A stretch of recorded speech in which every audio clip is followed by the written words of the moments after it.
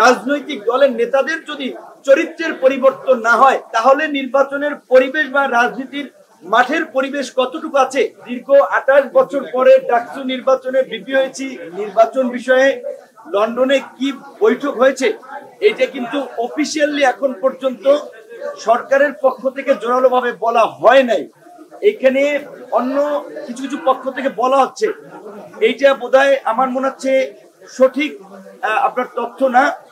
নির্বাচনের বিষয়ে রাজনৈতিক ঐক্যমতের ভিত্তিতেই সিদ্ধান্ত নিতে হবে এবং তার আগে অন্যান্য রাজনৈতিক দলেরও যে কনসার্নটা নির্বাচনের একটা পরিবেশ তৈরি করা, লেভেল প্লেইং একটা ফিল্ড তৈরি করা। আপনারা একটা ঘটনা তো মিডিয়াতে দেখেছেন, আমার এলাকায় যাই কিন্তু যান নিয়ে কোনো মতে ফিরে আসার মতো পরিস্থিতি। কাজী এই পরিস্থিতিতে তো নির্বাচন আসলে পরিবেশ নিয়েও সবাই এখন ভাবছে। এইটা হচ্ছে কি, ধরেন আমরা যখন বক্তব্য দিই, যেমন গতকালকে 26 মিনিট বক্তব্য দিয়েছি, বক্তব্যের সময় বিভিন্ন কথা বিভিন্ন প্রেক্ষাপটে বলা হয়। তো আপনারা আমাদেরকে আন্দোলন সংগ্রামের মাধ্যমে চেনেন।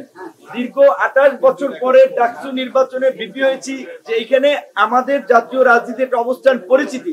আমরাই যদি এলাকায় গিয়ে জিম্মি হয়ে পড়ি, আমাদেরকে উদ্ধারে যদি পুলিশ সেনাবাহিনী লাগে এবং রাতভর এই যুদ্ধ করে ভোর রাতে উদ্ধার করে, তাহলে নির্বাচনের পরিবেশ বা রাজনীতির মাঠের পরিবেশ কতটুকু আছে সেটি নিয়ে তো অবশ্যই আমাদের একটা প্রশ্ন থাকবে। কিন্তু নির্বাচন কখন হবে, ভোট কখন হবে, সেটা রাজনৈতিক ঐক্যমতের ভিত্তিতে সিদ্ধান্ত হবে। আমার দলে একটা পজিশন থাকতে পারে, কিন্তু সামগ্রিকভাবে সবাই ঐক্যমতে না পৌঁছলে তো আমি বললি তো ইলেকশন হবে কিংবা হবে না এরকম সিদ্ধান্তে সরকার পৌঁছতে পারবে না। আমরা বলবো সরকারকে এবং রাজনৈতিক দলগুলোকেও কার্যত, আমরা তো ঠিক ঢাকা শহর থাকার সুবাদে গ্রামে তো আমরা প্রত্যেক মাসে যাই না। গ্রামে গিয়ে যতটুকু মনে হয়েছে কিংবা অন্যান্য সহকর্মীদের মাধ্যমে এলাকার খোঁজখবর নিয়ে যতটুকু জানতে পেরেছি, রাজনৈতিক যে পেশি শক্তি এবং আধিপত্য বিস্তারের যে সংস্কৃতি, সেটা কিন্তু 5ই আগস্টের পরে বিন্দুমাত্র পরিবর্তন হয় নাই। কাজে এরকম একটা সিস্টেম বলবৎ রেখে কেমনে আপনারা লেভেল প্লেইং ফিল্ড তৈরি করবেন আর নির্বাচনের মাঠে পরিবেশ তৈরি করবেন।